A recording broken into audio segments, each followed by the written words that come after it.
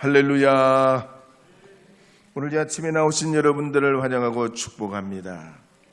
오늘은 3월 30일 3월 마지막 주간이고 사순절 네 번째 주일입니다. 예배에는 세 가지 중요한 요소가 들어 있습니다. 첫째는 순서가 있습니다. 이 순서는 앉고 일어서고 교독하고 성경을 읽고 찬송하면서 참여하도록 되어 있습니다. 그래서 예배는 목사나 찬양대가 모든 순서를 도맡아 하는 것이 아니고 성경 전통에 따라서 여러분이 참여하고 또 함께 하는데 초점이 맞춰져 있습니다. 두 번째로 예배는 보는 것이 있습니다. 귀로 듣는 것 이상으로 눈으로 보는 예배를 통해서 우리의 기억에 남게 합니다. 그래서 예배 드릴 때는 성결을 상징하는 가운도 있고 멍에를 상징하는 스톨도 메고 또 절기에 맞춰서 색깔을 설치합니다. 가령 성탄절과 부활절과 왕국절에는 흰색을 사용합니다. 오순절이나 성령강림절이나 성교주일이나 교회 창립주일, 감사절에는 붉은색을 사용합니다. 그리고 주연절에는 녹색을 사용하고 사순절에는 보라색을 사용합니다. 그 외에도 우리가 화면으로 찬송을 보고 성구를 보면서 이 예배에 함께 임하게 됩니다. 세 번째 요소로는 귀로 듣는 음악이 있습니다.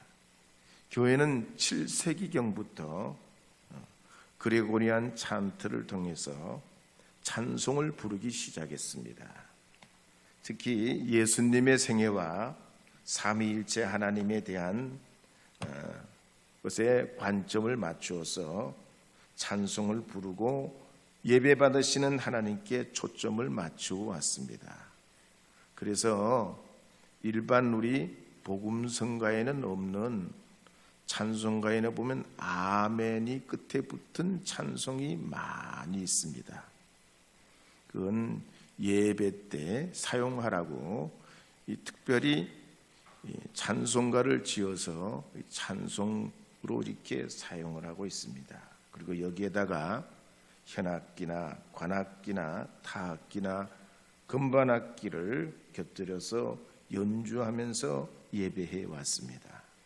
오늘 이 아침에 나오신 여러분들께서는 아벨의 제사와 같이 엘리야의 번제와 같이 오순절 마가의 다락방과 같이 하나님이 받으시고 응답해 주시는 예배가 되도록 신령과 전정을 다하는 이 예배가 되기를 주님의 이름으로 권면드립니다. 저는 오늘 아침 누가복음 15장 11절 하반절부터 32절 말씀을 중심으로 돌아온 탕자라는 제목으로 하나님 말씀을 선포하려 합니다. 영국의 대문호인 찰스 디킨슨은 세상에서 가장 감동적인 이야기는 누가복음 15장에 나오는 탕자 이야기라 그랬습니다. 신학자 아더 핑크도 말하기를 누가복음 15장은 인간이 처한 실존과 고통의 이유와 수많은 난제에 대한 해답과 진리와 아버지의 마음을 담고 있다고 그랬습니다. 그런 의미에서 누가복음 15장 11절 하반절 어떤 사람에게부터 12절 말씀을 함께 읽어보도록 하겠습니다. 어떤 사람에게 두 아들이 있는데 그 둘째가 아버지에게 말하되 아버지여 재산 중에서 내게 돌아올 분깃을 내게 주소서 하는지라 아버지가 그 살림을 각각 나눠 주었더니 어떤 부자가 많은 종을 거느리고 큰 농장을 경영하는데 두 아들이 있었습니다. 그런데 이 둘째 아들은 아버지로부터 빨리 독립하고 싶어서 기회만 있으면 자기 유산을 달라 했습니다. 당시 유대인의 법으로 보면 아버지가 죽으면 맏아들에게는 유산의 3분의 1을 주고 둘째에게는 나머지 3분의 1을 주게 되어 있습니다. 하지만 아버지가 살아계시다면 둘째 아들은 유산을 9분의 1밖에 받지 못합니다. 그럼에도 불구하고 이 둘째 아들은 아버지에게 졸라대고 또 이 아들 때문에 아버지는 그때마다 마음이 괴롭고 또 괘씸하고 섭섭하기도 했지만 결국은 그 요구를 들어주게 됐습니다. 그러자 이 둘째 아들은 자기가 받은 재산과 부동산을 번개같이 처분해서 평소에 동경하던 먼 나라로 떠나게 됐습니다. 그랬더니 둘째야, 어서 일어나야지. 아니 시간이 몇 시인데 아직 그러고 있냐. 이런 아버지 그런 말씀도 듣지 않아도 되고 간섭도 이제는 더 이상 받지 않게 됐습니다.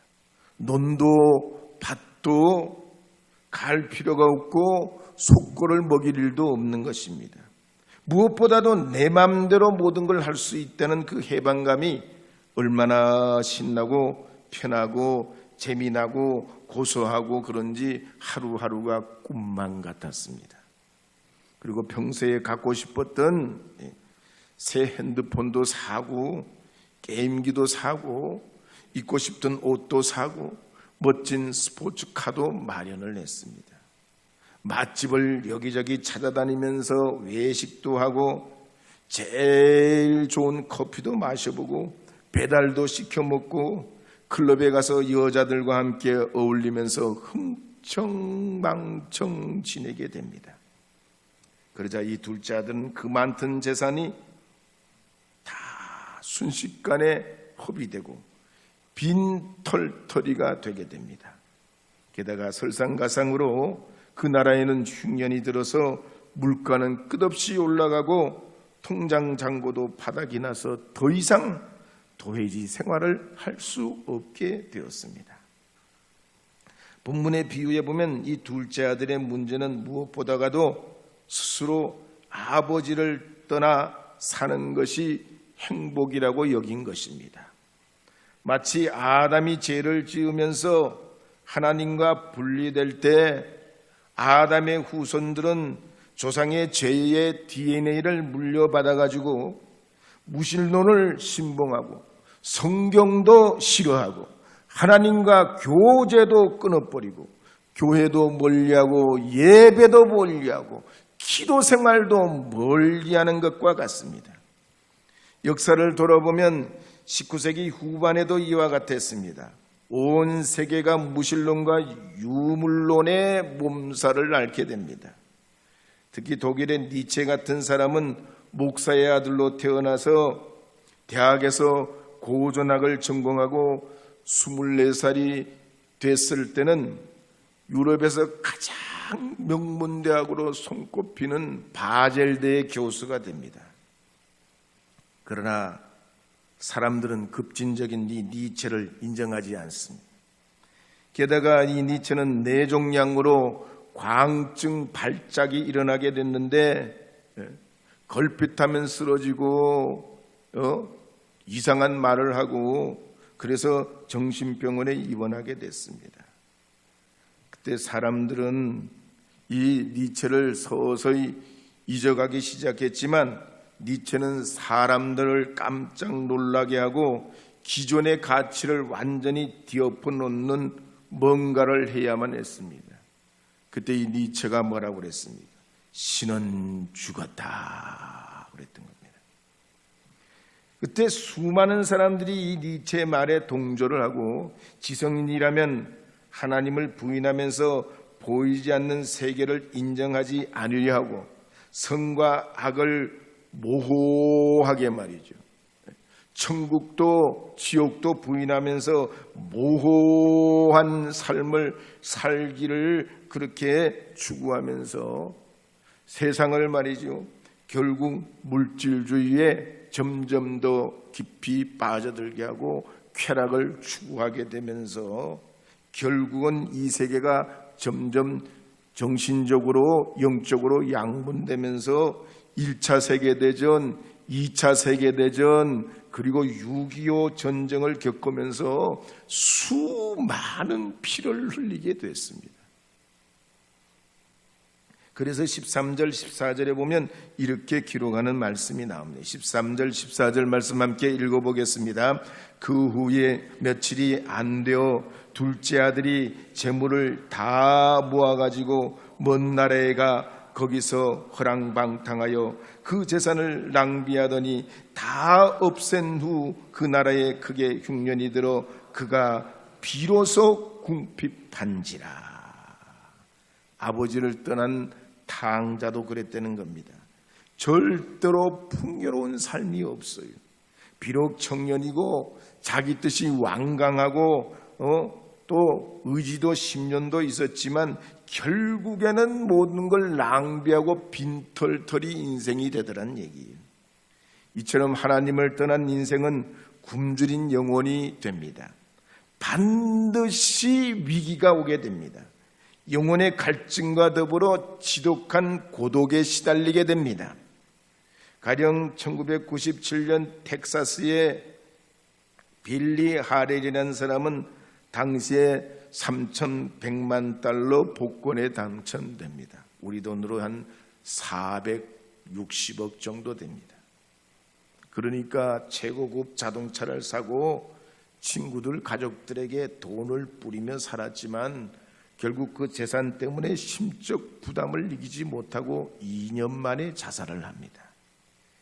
2001년도에 남편과 1,100만 달러, 우리 돈으로 약 160억의 복권에 당첨됐던 빅토리아 젤도 마약과 술에 취하고 운전해서 사람을 치어가지고 교도소에 수감되어 버렸습니다. 헐리우드의 유명한 스타인 마를린 먼로도 부귀 영화와 인기를 누리다가 36세 자살하면서 유서에 이런 말을 남깁니다. 나는 사랑을 원했지만 나를 사랑해 줄 리 없어 자살한다 그랬습니다. 그래서 이 분야를 연구한 텍사스 공대의 게리 바이오 교수는 말하기를 사람은 스스로 깨닫지 못한다는 거예요. 이런 사람들을 전부 연구하고 살펴볼 때 한 가지 공통점은 스스로 깨닫지를 못한다는 얘기예요. 니체도 그랬습니다. 현대인들의 병은 뭐냐? 자기 자신을 잃어버리는 병을 앓고 있으면서도 그걸 깨닫지를 못한다고 그랬습니다. 그렇다면 탕자는 어떻게 하나님 아버지께로 돌아오게 됐을까요? 15절 16절에 보면 이렇게 기록한 말씀이 있습니다. 함께 읽어보겠습니다. 가서 그 나라 백성 중 한 사람에게 붙여 사하니 그가 그를 들로 보내어 돼지를 치게 하였는데 그가 돼지 먹는 쥐염 열매로 배를 채우고자 하되 주는 자가 없는지라. 탕자가 안 되고 망하고 다 털리고 궁핍해질 때 곧바로 아버지께로 돌아가지 않습니다. 한참 그러고도 방황해요. 뭔가 스스로 계속 해보려고 그래요. 이런 판단도 해보고 저런 판단도 해봐요. 사람을 의지해보기도 하고 새로운 일을 벌이기도 합니다. 이처럼 사람은 문제가 생겨도 그걸 가지고 곧장 하나님께로 돌아오지 않아요. 자기에게 무슨 방법이 있다면 다 해보고 다 겪어보고 건강도 물질도 시간도 몽땅 잃은 다음에야 정신을 차리는 것이 인간이에요. 이탈리아의 아시시의 성 프란체스코도 그랬습니다. 부잣집의 아들로 태어나 부족함을 모르고 자랐습니다. 청년실에 방탕하고 살다가 큰 병이 걸려 죽게 됐을 때 그제야 깨닫고 하나님 앞에 회개하고 거듭나게 됩니다. 유명한 문학가 존 밀턴도 실명을 하고 앞이 보이지 않게 될 때 그제야 간절히 찾고 은혜 받아가지고 신라권이라는 위대한 작품을 쓰게 됩니다. 미국의 노예 해방을 일으켰던 중요한 그 영향력을 줬던 엉클 톰스 캐밀이라는 책을 쓴 스토우 부인도 그랬습니다. 결혼을 해서 단란하고 행복하게 살았는데 딸이 갑자기 세상을 떠나게 됩니다. 그때 이 스토우 부인은 슬픔에 빠져서 절망의 나날을 보내다가 문득 흑인들을 생각하게 됩니다. 아프리카에서 강제로 끌려와 남편과 아내와 자식들이 뿔뿔이 흩어져서 노예로 살아가는 그들의 슬픔과 애환에 공감을 가지게 되면서 엉클 톰스 캐빌이라는 책을 쓰게 됩니다. 본문에 나온 이 둘째 아들 탕자도 그랬습니다. 풍요롭게 아버지 집에 있을 때는 몰랐고 또 아버지 품을 떠나서도 자기가 궁핍해졌으나 쉽게 깨닫지를 못합니다. 안 되고 마지막 막다른 길에 갔을 때 나에게는 방법이 없구나. 내가 돌아가야 할 곳은 아버지 집이구나 하는 사실을 그제야 깨닫습니다. 그래서 에베소서 4장 17절에서 18절 말씀에 보면 이렇게 기록하는 말씀이 있습니다. 함께 읽겠습니다. 그러므로 내가 이것을 말하며 주 안에서 증언하노니 이제부터 너희는 이방인이 그 마음에 허망한 것으로 행함같이 행하지 말라. 그들의 총명이 어두워지고 그들 가운데 있는 무지함과 그들의 마음이 굳어짐으로 말미암아 하나님의 생명에서 떠나 있도다. 이사야서 43장 10절 말씀에도 보면 이렇게 기록하는 걸 볼 수 있습니다. 읽겠습니다. 나 여호와가 말하노라. 너희는 나의 증인 나의 종으로 택함을 입었나니 이는 너희가 나를 알고 믿으며 내가 그인 줄 깨닫게 하려 함이라. 나의 전에 지음을 받은 신이 없느니라. 나의 후에도 없으리라.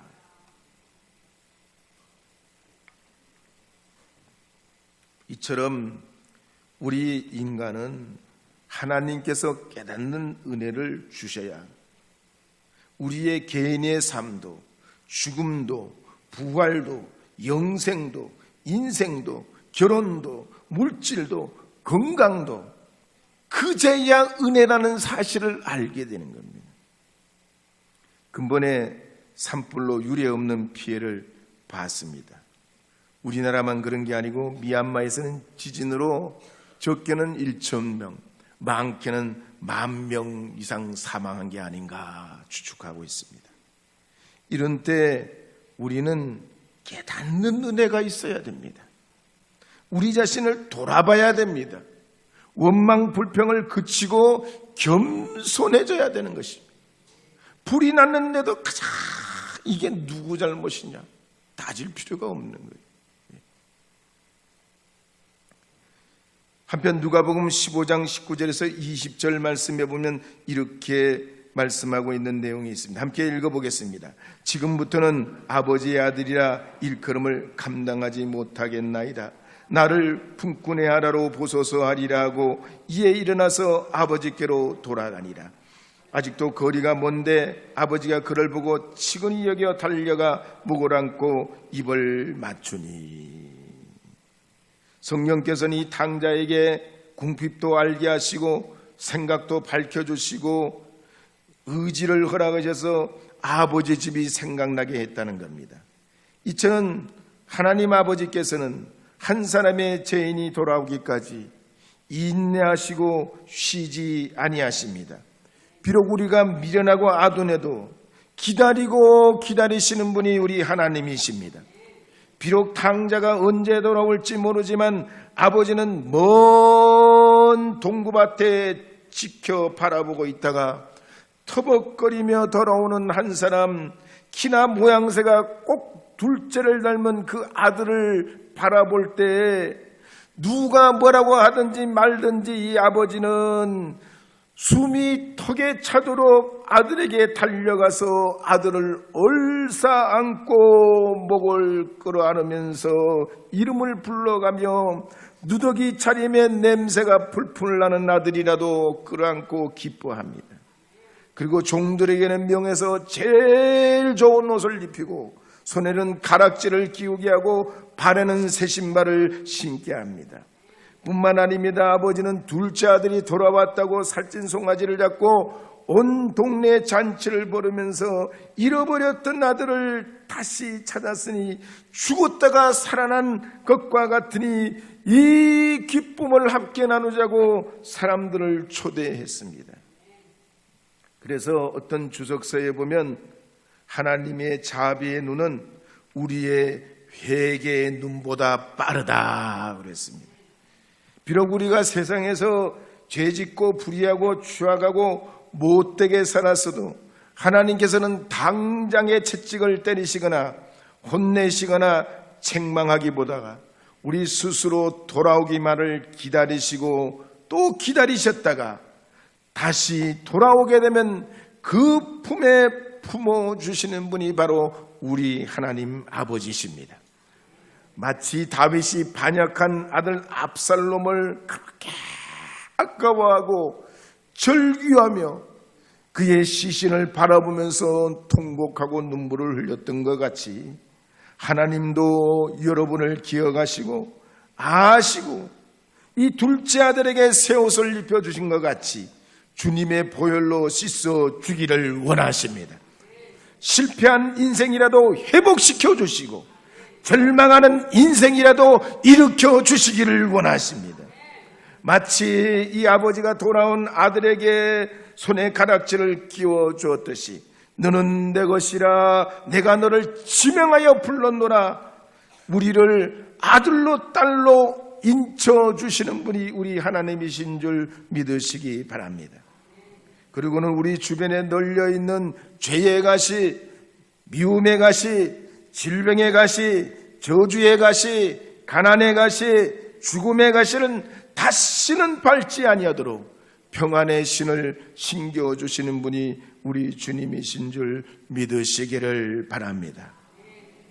오늘 이 아침에 나오신 우리 주님께서 여러분의 참 아버지 되신 줄 믿으시고 이제 시편 23편 1절에서 5절 말씀 함께 읽어보도록 하겠습니다. 함께 읽겠습니다.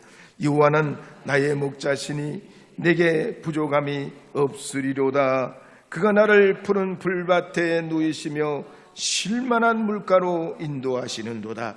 내 영혼을 소생시키시고 자기 이름을 위하여 의의 길로 인도하시는도다. 내가 사망의 음침한 골짜기로 다닐지라도 해를 두려워하지 않을 것은 주께서 나와 함께 하심이라. 주의 지팡이와 막대기가 나를 안위하시나이다. 주께서 내 원수의 목전에서 내게 상을 차려주시고 기름을 내 머리에 부으셨으니 내 잔이 넘치나이다. 아멘.